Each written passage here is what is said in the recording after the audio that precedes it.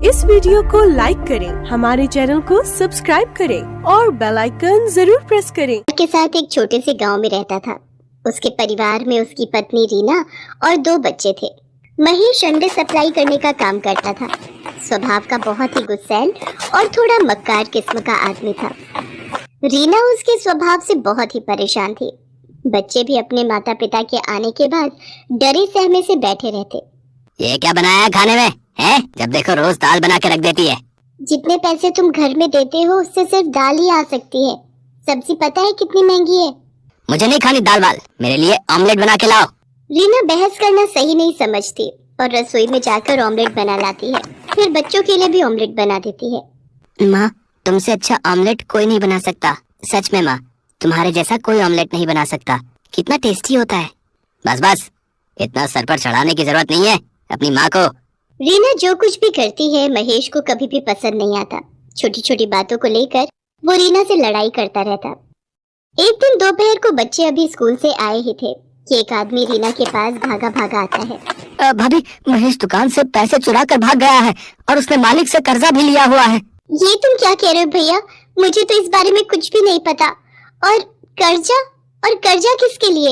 हमें तो कर्जे की कभी जरूरत ही नहीं पड़ी। मैं तो बस आपको बताने चला आया। अभी थोड़ी देर में यहाँ पर पुलिस भी आएगी पूछताछ के लिए। हे भगवान, ये क्या हो गया? मुझे तो कुछ भी नहीं पता। मैं क्या बोलूंगी? उस आदमी ने तो मुझे कभी कुछ बताया ही नहीं। थोड़ी देर में वहाँ पर पुलिस पहुँच जाती है। वो रीना और बच्चों से पूछताछ करती है, लेकिन पुलिस जान जाती है कि इन लोगों को कुछ भी नहीं पता। इसलिए वो ये बोलकर चले जाते हैं कि अगर वो घर आए तो हमें इत्तला कर देना।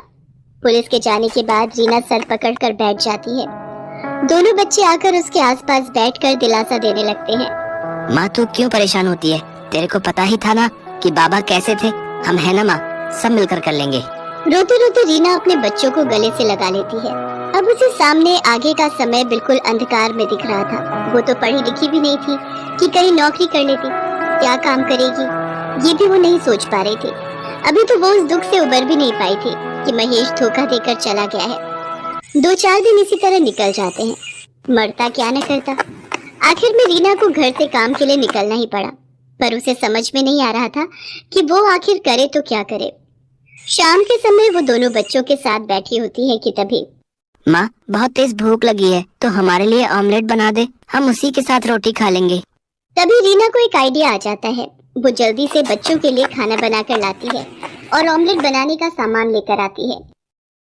अगले दिन सुबह बच्चों के स्कूल जाने के बाद रीना सारा सामान और अंडे की 2 ट्रे और 2 ब्रेड के पैकेट लेकर बाजार में अपनी एक छोटी सी दुकान लगा लेती है। वो पहली बार इस तरह का काम कर रही थी जिसकी घबराहट उसके चेहरे पर भी दिखाई दे रही थी। तभी 2 अंडे का ऑमलेट बना दो, जरा तीखा बनाना और 2 ब्रेड लगा देना, ठीक है? हाँ जी, अभी लीजिए, मैं बनाती हूँ। रीना फटाफट तवा गर्म करती है और उसके ऊपर ऑमलेट बनाने लगती है। ऑमलेट बनाकर घर की चटनी के साथ उस आदमी को ऑमलेट खाने को देती है। अरे वाह, मैंने इतनी जगह ऑमलेट खाया, लेकिन इतना टेस्टी ऑमलेट मैंने आज तक नहीं खाया भाई। और चटनी ने तो 4 चांद लगा दिए भाई। कमाल का ऑमलेट बनाती हैं आप। हाँ, कमाल का। रीना उसे धन्यवाद बोलती है। तभी एक और आदमी अपने बेटे के साथ आता है। 2 प्लेट ऑमलेट बना दो, एक में तीखा कम रखना, ठीक है? ऑमलेट खाने के बाद वो आदमी भी ऑमलेट की बड़ी तारीफ करता है।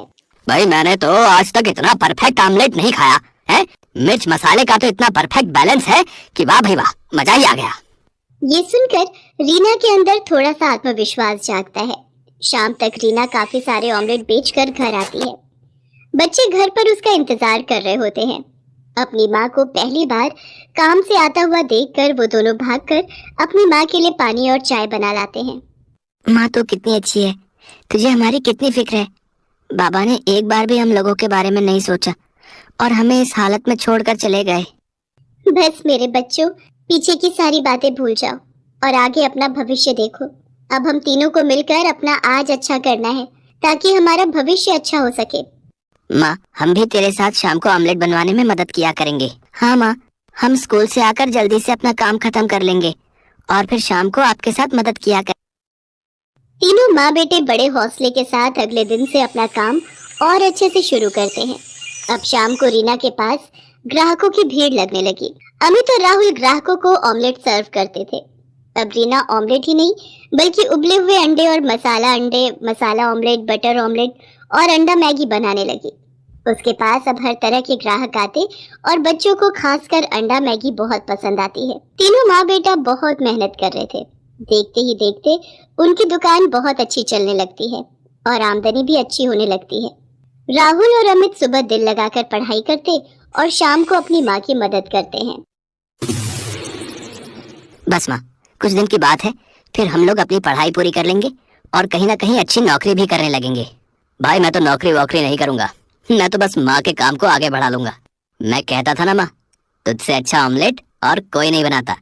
देखो आज तुम्हारे हाथ का ऑमलेट कितना फेमस है। मेरे बच्चों, मैं जानती हूँ तुम सुबह से लेकर रात तक लगे रहते हो, कितनी मेहनत करते हो।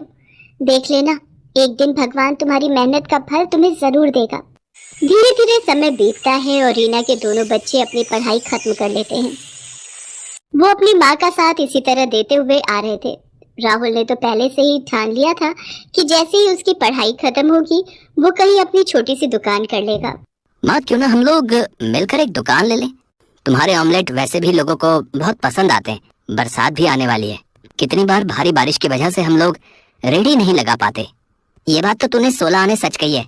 बरसात में कई दिन हमारे बगैर कमाई के ही निकल जाते हैं। माँ राहुल ठीक कह रहा है, कल मैं और राहुल जाकर कोई दुकान देखते हैं, वहीं आसपास ही लोगों को पता चले हम लोगों की एक दुकान भी है।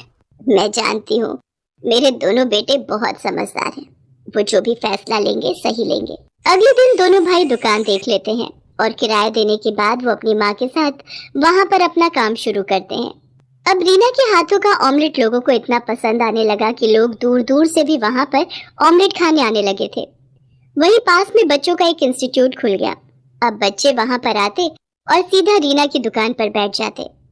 राहुल अमित आज भी अपनी माँ की मदद करते हैं। आंटी, अपने हाथ का सबसे तीखा वाला ऑमलेट बनाना, मेरे लिए तो अंडे वाली मैगी बना देना। तूने कभी आंटी के हाथ की अंडे वाली मैगी खाई है? सच में मजा आ जाता है, इतनी टेस्टी कि पूछ मत। घर पर कई बार ट्राई किया पर आंटी के हाथ जैसा स्वाद कभी नहीं आया। अब मैं ज्यादा नहीं सोचती और मैगी खाने सीधा यहीं चली आती हूँ। रीना को बच्चों के मुंह से अपने खाने की तारीफ सुनकर बड़ा अच्छा लगता है और वो और भी लगन और प्यार से उन बच्चों के लिए अंडे बनाती है। एक दिन रीना सुबह जब दुकान खोलने आती है तो देखती है कि चारों तरफ अफरा तफरी मची हुई है। लोग अपनी अपनी दुकानों से अपना सामान निकाल रहे हैं। अरे भैया जी, क्या हो रहा है? इतना शोर शराबा और ये लोग बाग अपनी दुकान से सामान क्यों निकाल रहे हैं? अरे बहन जी, आप भी अपनी दुकान का सामान जल्दी निकालो। जिस दुकानदार ने ये दुकान किराए पर दी है, यहाँ की सब दुकानें इलीगल हैं। हाँ, जिन्हें सरकारी महकमे के लोग बंद करने आने वाले हैं। ये सुनकर रीना अपना सर पकड़ लेती है कि अभी तो थोड़े से हालात सही होने शुरू हुए थे, अब ये क्या हो गया। वो अपने बेटों को फोन लगाती है और दोनों बेटे अपनी माँ की मदद के लिए आ जाते हैं। अब उन्हें दुकान का किराया दिए हुए 10 ही दिन हुए थे। रीना थोड़ा विचलित हो जाती है। वो लोग जैसे तैसे करके दुकान का सारा सामान निकाल कर बाहर ले आते हैं और सरकारी लोग आकर दुकानों पर ताला लगा देते हैं। पता नहीं भगवान की क्या इच्छा है, जब भी थोड़ा समय अच्छा होने लगता है तभी कोई बड़ी मुसीबत आने लगती है। माँ तो फिक्र क्यों करती है, हम देख लेंगे, कुछ ना कुछ हो जाएगा। रीना अपने दोनों बच्चों के साथ वापस वहीं फुटपाथ से शुरू करती है जहां उसने पहली बार अंडे की रेडी लगाई थी। जैसा कि रीना को डर लग रहा था कि अब क्या होगा, फिर दोबारा से काम कैसे शुरू होगा। फिर ऐसा रीना के साथ कुछ नहीं हुआ। उसके हाथों का स्वाद लोगों को उसके पास खींची लाता है। धीरे धीरे 1 साल का समय बीत जाता है। रीना के हालात बहुत ही अच्छे हो जाते हैं। धीरे धीरे उसके पास थोड़ी बहुत जमा पूंजी भी इकट्ठी हो जाती है, जिससे उसका आत्मविश्वास और बढ़ जाता है और वो अपने काम को आगे बढ़ाने का सोचने लगती है। राहुल को अपनी तरह ऑमलेट बनाना सिखा देती है। अब माँ बेटा दोनों मिलकर दोनों अलग अलग जगह पर दुकान लगाते हैं और दोनों जगह की आमदनी से उनके हालात बहुत ही अच्छे हो गए। अमित ने एक अच्छे से ऑफिस में जॉब कर ली। आखिर में एक गरीब अंडे वाली ने अपने आप का और अपने बच्चों का भविष्य बना ही लिया।